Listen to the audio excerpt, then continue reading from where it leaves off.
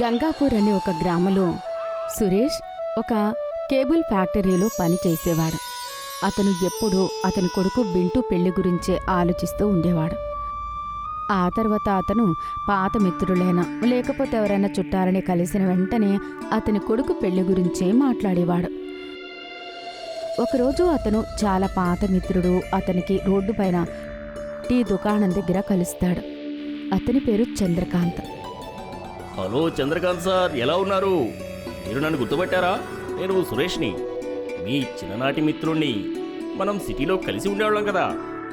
సురేష్, బస్తీ సురేష్, నువ్వు చాలా అల్లరి చేసేవాడు కదా. నువ్వు చేసే అల్లరి వల్లే మీరు అందరూ కలిసి గ్రామానికి వెళ్ళిపోవాల్సి వచ్చింది. అవును, మీకింకా అల్లరి గుర్తుందంటే చాలా గ్రేట్. అది విన్నాక నాకు చాలా బాగా అనిపించింది. సురేష్ ఇంకా చంద్రకాంత్ ఎలా కలుస్తారంటే జాతరలో తప్పిపోయిన అన్నదమ్ములు కలిసినట్టు. నువ్వు కలిసినందుకు చాలా బాగుంది. నాకు కూడా ఎలా ఉందంటే చాలా కాలం తర్వాత మనకు కావలసిన వాళ్ళు దొరికినట్టు. ఇద్దరు మిత్రులు కలిసి మాట్లాడుకుంటూ ఉంటారు. టీ తాగిన తర్వాత సురేష్ చంద్రకాంత్ని అతని ఇంటికి అతని కుటుంబాన్ని కల్పించడానికి తీసుకుని వెళ్తూ ఉంటాడు. రండి రండి చంద్రకాంత్ గారు, ఇదే నా కుటుంబం. వీడు నా కొడుకు బిట్టు, ఇంకా తను అతడి అమ్మ సుష్మా, నా భార్య. సుష్మా ఇంకా బిట్టు చంద్రకాంత్ని కలుస్తారు. ఆ తర్వాత సుష్మా అతని కోసం టీ ఇంకా స్నాక్స్ తయారు చేస్తూ ఉంటుంది. నీ కొడుకు చాలా పెద్దవాడయ్యాడు. బిట్టుకైతే పెళ్ళిడు వయసు వచ్చేసింది. బిట్టు పెళ్లి మాట వినగానే సిగ్గుపడతాడు. మీరు నా మనసులో ఉన్నమాట టక్కున చెప్పేశారు. నేనైతే వీడికి సంబంధాలు వెతికి వెతికి అలసిపోయాను. వీడికి పెళ్లి చేయడం ఎలా ఉందంటే రాత్రిపూట సూర్యుని వెతికినట్టు. అవుతుంది. నాకు కూడా ఒక పెళ్ళిడికి వచ్చిన కూతురు ఉందిలే. తను కూడా పెద్దదైంది. డిగ్రీ చేసి తను ఉద్యోగం వెతుక్కుంటుంది. నేను కూడా నా కూతురికి ఒక మంచి సంబంధం చూసి తనకి పెళ్లి చేయాలనుకుంటున్నాను, వెతుకుతున్నాను. అయితే మీరు మీ కూతుర్ని మా బిట్టుకిచ్చి ఎందుకు చేయకూడదు పెళ్ళి? సురేష్ మాటలు విని చంద్రకాంత్ అతన్ని గట్టిగా అరుస్తూ తిడుతూ ఉంటాడు. నా కూతురు పెళ్ళి, అది కూడా నీ కొడుకుతోనా?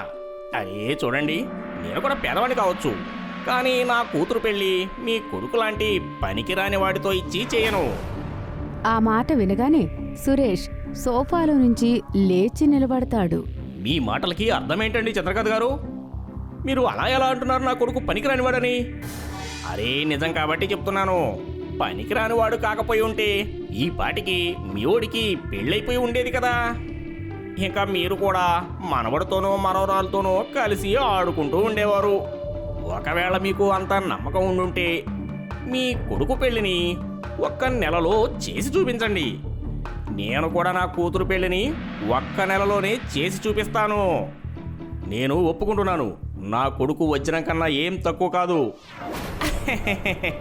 వజ్రం అని చెప్పి మీరు వజ్రాన్ని అవమానిస్తున్నారు. అలా అని చంద్రకాంత్ సురేష్ వాళ్ళ ఇంటిలో నుంచి వెళ్ళిపోతాడు. ఇంకా అతని కూతురు కుసుమ కోసం సంబంధాలు వెతుకుతూ ఉంటాడు. కొన్ని రోజులు సంబంధాలు వెతికిన తర్వాత చంద్రకాంత్కి తన కూతురు కుసుమ కోసం ఒక పెద్ద ఇంటి కుటుంబ సంబంధం దొరుకుతుంది. నా కూతురు సంబంధం అయితే ఎలాగో కుదిరిపోయింది. ఇంకా ఇప్పుడు చూస్తాను ఆ సురేష్ కొడుకు బిట్టు పెళ్లి సంగతి. ఖచ్చితంగా తిరుగుతుంటాడు సంబంధాల కోసం. అతని సంగతి వదిలేయండి. ఇప్పుడు మన కూతురు పెళ్లి చేయాలి కాబట్టి దాని గురించి ఆలోచించండి. మన కూతురు గురించి ఆలోచించండి. ఇప్పుడు కుసుమ పెళ్లి మనం చాలా ఘనంగా జరగాలండి. అర్థమవుతోందా మీకు? అలానే చంద్రకాంత్ అతని కూతురు పెళ్లి పనుల్లో మునిగిపోతాడు. ఇంకా సురేష్ అతని కొడుకు కోసం సంబంధాలు వెతుకుతూనే ఉంటాడు.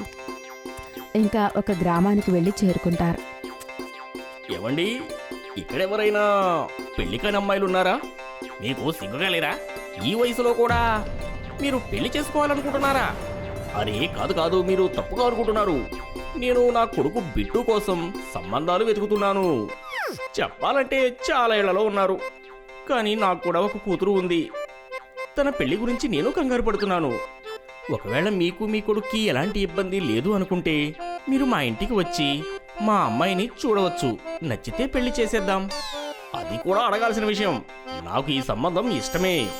చాలా సంతోషం. సురేష్ ఇంకా బిట్టు ఆ వ్యక్తి ఇంటికి వెళ్తారు. ఇంకా ఆనందంగా సంబంధం కుదుర్చుకుంటారు. ఇంకా ఇద్దరూ కలిసి పెళ్లి పనులు మొదలు పెడతారు. మరొక పక్క చంద్రకాంత్కి బిట్టు సంబంధం గురించి తెలియగానే అతను కోపంతో రగిలిపోతాడు. ఇంకా ఇలా అంటాడు. నేను కూడా చూస్తాను అతని పెళ్లి ఎలా జరుగుతుందో. ఏమండి, నేను విన్నాను, బిట్టు పెళ్లి కూడా అదే రోజు జరుగుతుందట. మన కూతురి పెళ్లి ఏ రోజైతే నిర్ణయించామో. చంద్రకాంత్ అతని భార్య మాటలు విని కంగారు పడుతూ ఉంటాడు. ఇంకా మరొక పక్క సురేష్ అతని కొడుకు పెళ్లి చాలా ఘనంగా చెయ్యాలి అని ఏర్పాట్లు చేస్తూ ఉంటాడు. చాలా రోజుల తర్వాత నాకు చాలా సంతోషంగా ఉంది. ఆఖరికి మన కొడుకు పెళ్లి కుదిరింది, పెళ్లి జరుగుతుంది కూడా. నా భుజాలపై నుంచి వాడి బాధ్యత తొలగిపోతుంది. సరిగ్గా చెప్పారండి. ఇప్పుడు నేను ఇంటి పనులు చేసి చేసి చాలా అలసిపోయాను. ఇప్పుడు నాకు కాస్త విశ్రాంతి దొరుకుతుంది. ఇంకా 2 రోజులే ఉంది పెళ్లికి. ఇంకా ఏర్పాట్లన్నీ చాలా మెల్లిగా జరుగుతున్నాయి. మనం పెళ్లి భారత్ని తీసుకుని వెళ్ళాలి. గుర్రాల గురించి చూసుకోమని మన బిట్టుకి ఎప్పుడో చెప్పాను. వాడు ఎక్కడికి వెళ్ళిపోయాడు? నాన్నగారు, నేను అన్ని ఏర్పాట్లను చేసేశాను. గుర్రాలు ఇంకా బ్యాండ్ 2 రేపు ఉదయాన్నే వచ్చేస్తాయి. మనం రాత్రి భారత్ని తీసుకుని వెళ్ళాలి. చంద్రకాంత్ అది విని తట్టుకోలేకపోతాడు. ఇంకా అతను 2 మనుషులతో కలిసి బిట్టు పెళ్లి ఎలా అయినా ఆపాలి అని అనుకుంటాడు. మనం ఎలా అయినా చేసి ఆ బిట్టు పెళ్లిని ఆపేయాలి. లేకపోతే నా జీవితాంతం నా మొహాన్ని సురేష్కి చూపించలేను. మీరు బిట్టు పెళ్లి ఆగిపోయేలా అసలు ఏం చేద్దామని అనుకుంటున్నారు? మనం బిట్టుని కిడ్నాప్ చేద్దాం. పెళ్లి కొడుకు లేకపోతే పెళ్లి ఎలా జరుగుతుంది? మనం ఆ పని ఇవాళే చేసేద్దాం. సరే సార్, మేము సిద్ధంగా ఉన్నాం. ఇవాళ మేము ఆ సురేష్ని వదిలిపెట్టేదే లేదు. వాళ్ళు పెళ్లి రోజు బిట్టుని కిడ్నాప్ చేసి వాళ్ళింట్లో బంధించాలి అని అనుకుంటారు.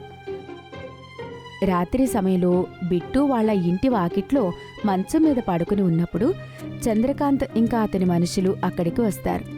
మంచంతో పాటు బిట్టుని కూడా ఎత్తుకుని వెళ్ళిపోతారు. ఇంకా వాళ్ళ ఇంటికి తీసుకుని వెళ్ళి అతన్ని బంధిస్తారు. బిట్టు నిద్ర లేచి చూసేసరికి ఆశ్చర్యపోతాడు. అరే, నేను ఇక్కడున్నానేంటి? రాత్రి నేను మా ఇంట్లోనే ఉన్నాను కదా. నీవు మా ఇంటికి వచ్చినందుకు స్వాగతం. నేను చంద్రకాంత్ని, మీ నాన్న చిన్నప్పటి స్నేహితుణ్ణి. అంకుల్ నమస్తే. కానీ నేను ఇక్కడికి ఎలా వచ్చాను? నేను నిన్న రాత్రి మా ఇంట్లోనే పడుకున్నాను కదా. కానీ ఇప్పుడు మీ ఇంట్లోకి ఎలా వచ్చాను? చాలా మంచిదైంది బాబు. నేను నా కూతురు పెళ్లి నీతో జరిగించకపోవటం. నీకు ఇంకా అర్థం కాలేదు నువ్వెక్కడికి ఎందుకు వచ్చావనేది. కానీ ఎందుకు వచ్చాను? అసలే నా పెళ్లి చాలా కష్టంగా జరుగుతుంది. ఇంకా మీరు నా పెళ్లికి అడ్డుపడడానికి వచ్చారా? చంద్రకాంత్ బిట్టు మాటలు ఒక్కటి కూడా వినకుండా అక్కడి నుంచి వెళ్ళిపోతాడు. ఈ బిట్టు ఎక్కడున్నాడు? ఉదయం నుంచి అస్సలు కనిపించలేదు. కాసేపట్లో మనం భారత్ తీసుకుని వెళ్ళాలి. ఇక్కడ బిట్టు ఎక్కడా కనిపించడం లేదు. బ్యాండ్ బజా మొత్తం అన్నీ సిద్ధంగా ఉన్నాయి.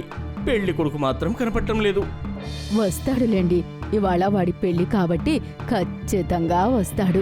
గుడికి వెళ్ళుంటాడు, లేకపోతే ఎక్కడికి వెళ్తాడు? మనం భారత్ని తీసుకుని ముందుకు వెళ్ళాలి. వాడు మనకి దారిలో కలుస్తాడులేండి. సురేష్ భారత్ని తీసుకుని చాలా ఘనంగా పెళ్లి జరిగే చోటుకి వెళ్తూ ఉంటాడు. కాని బిట్టు మాత్రం ఇప్పటికీ చంద్రకాంత్ ఇంట్లోనే బందీగా ఉంటాడు. నన్ను ఇక్కడి నుంచి బయటికి పంపించండి. ఈరోజు నా పెళ్లి. మీరసలు ఎందుకు ఇలా చేస్తున్నారు నాతోటి? మా అమ్మ నాన్న చాలా కంగారు పడుతుంటారు. ప్లీజ్ నన్ను ఇక్కడి నుంచి బయటకు పంపించండి. చంద్రకాంత్ కూతురికి అతనిపైన జాలి కలుగుతుంది. ఇంకా అతను వెళ్ళిపోవడానికి తలుపులు తెరుస్తుంది. నాన్నగారు, అసలు మీరిలా చేస్తారని నేను అనుకోలేదు. మీరు నా కళ్ళ ముందు చాలా దిగజారిపోయారు. ఇది ఆలోచించండి. నేను ఎలా మీకు కూతుర్నో, బిట్టు చేసుకోబోయే ఆమె కూడా ఇంకొకరికి కూతురే కదా. ఇదే విషయం నాకు జరిగితే నాన్నగారు, మా పిల్లలం మేమేం అన్యాయం చేశాము? చంద్రకాంత్ చాలా సిగ్గుపడతాడు. ఇంకా బిట్టుని క్షమాపణ అడుగుతాడు. నేను పగ తీర్చుకోవాలనే ఆలోచనలోని దుర్మార్గంగా ప్రవర్తించాను. నన్ను క్షమించండి.